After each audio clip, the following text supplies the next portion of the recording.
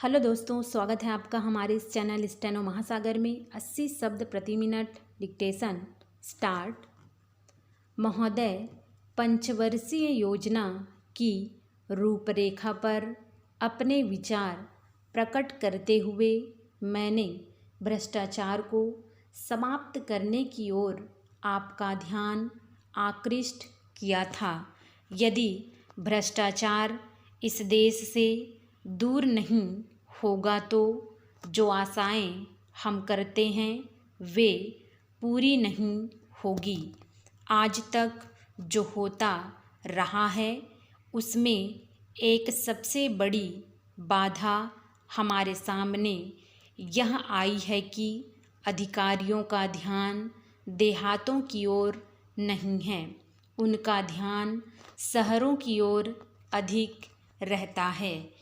यही कारण है कि 80% आबादी की ओर जो देहातों में रहती है वे ध्यान नहीं दे पाते हैं। मेरा सबसे पहला सुझाव यह है कि आपने अधिकारियों को निश्चित रूप से देहातों में रहना चाहिए। जो हरिजन हैं, आदिवासी हैं, गरीब लोग हैं, उनके बीच में रहना चाहिए, जिससे उनको उसकी समस्याओं का सीधा ज्ञान हो सके। आप कुछ ऐसी व्यवस्था कीजिए कि हर अधिकारी वर्ष में कम से कम 15 दिन देहातों के अंदर जाकर रहें और उन लोगों के सीधे संपर्क में आए।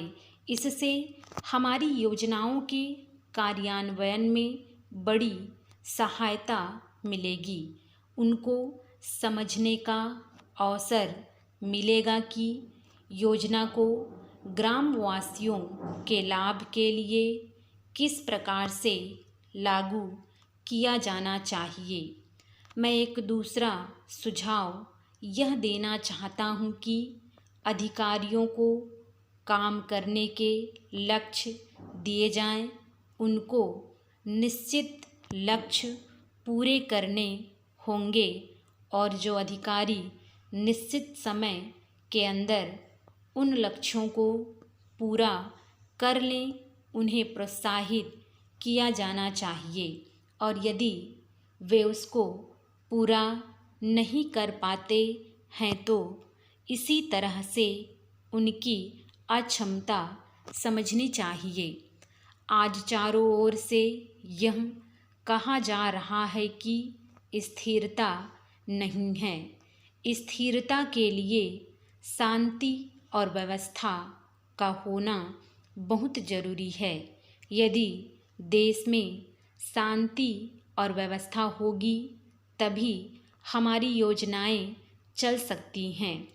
हमारी जो शक्ति आज शांति और व्यवस्था स्थापित करने में लगती है, उस शक्ति का इस्तेमाल हम अपनी योजनाओं के काम में लगा सकते हैं।